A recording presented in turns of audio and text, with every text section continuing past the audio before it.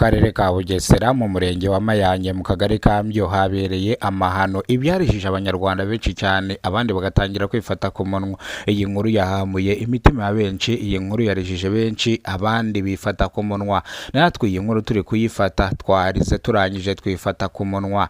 Ibi ngibi byatumye benshi bava mu byabo baraza barashungamiriza bitewe n'ibyabaye hano mu karere ka Bugesera mu murenge wa Mayange. Habereye amahano ibyahahamuye abanyarwanda benshi cyane. Umwana witwa Kararisa uri mu kigero cy'imyaka 18 y'amavuko yaje gusambanwa n'umugabo witwa Ndamage uri mu kigero cy'imyaka 50 y'amavuko, dore ko yamusambanyije kugera ubwo uyu mukobwa bimuviramo ingaruka zikomeye cyane. Kugeza amagingo ngaya uyu mukobwa bamukuyemo nyababyeyi, ari ku bitaro ubwo bamusambanyije pakavuye amaraso menshi cyane, birangira nyababyeyi yangiritse, birangira nyababyeyi bayikuyemo.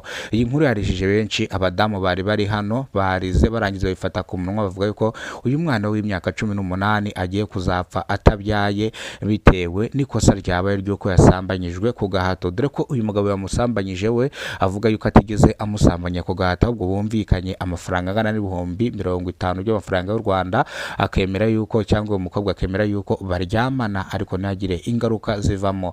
Dore ko abaturage bavuga ko uyu mwana w'umukobwa w'imyaka 18 ntabwo yagakwiye kwifatira umwanzuro ngo asambane n'umugabo umurusha imyaka ndetse amusambanye paka uyu mukobwa yangiritse, dore yuko uyu mukobwa yavuze yuko ngo ajya kuryamana n'uno mugabo. Uyu mugabo yabanje kunywa ibinini yarangiza akahita amufata ku ngufu atarabyemera, dore ko arimo amushukisha amafaranga angana n'ibihumbi 50 by'amafaranga y'u Rwanda, dore ko ngo yavugaga yuko narangiza kubikora ayamuha. Uyu mukobwa ngo icyo yavuze cyo yamwangiye, uyu mugabo arangije amufata ku ngufu.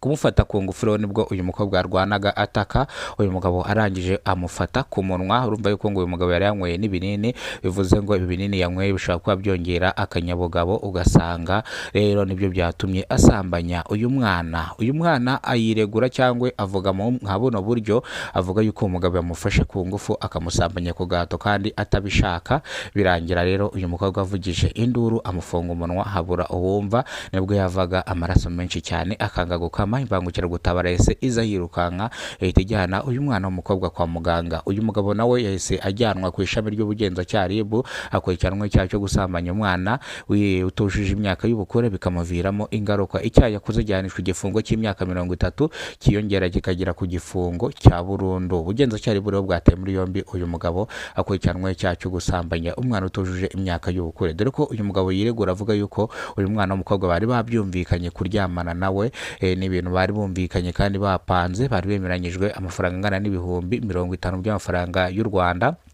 Birangira rero uyu mukobwa bivuyemo ingaruka nk'izi ngizi zo gukomereka no kwangirika, bikarangira rero uyu mukobwa bimuviriyemo ingaruka zikomeye cyane. N'amarira n'agahinda byarijije benshi, abandi bava mu byabo barashongamiriza baravuga ati uyu mugabo ni inyamaswa akatirwa igifungo cya burundu, cyangwa nawe barebe ikindi kintu bamukora, koko ibintu yakoze ni icyaha cy'indengakamere, ni icyaha umuntu atashobora kukubabarira.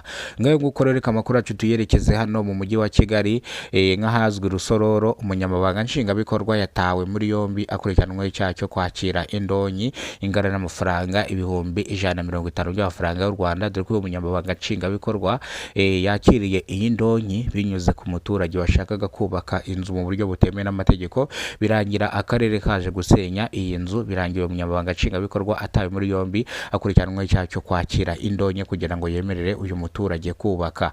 Iyi nkuru turaza kuyigarukaho mu buryo burambuye, iyo ni nk'incamake banyuriyemo. Ni bwo bwa mbere ugeze ko umuyoboro, nyaboneka ibuka gukora subscribe, ufungura inzogera uzajya umenya byinshi dukora hano mu gihugu cy'u Rwanda.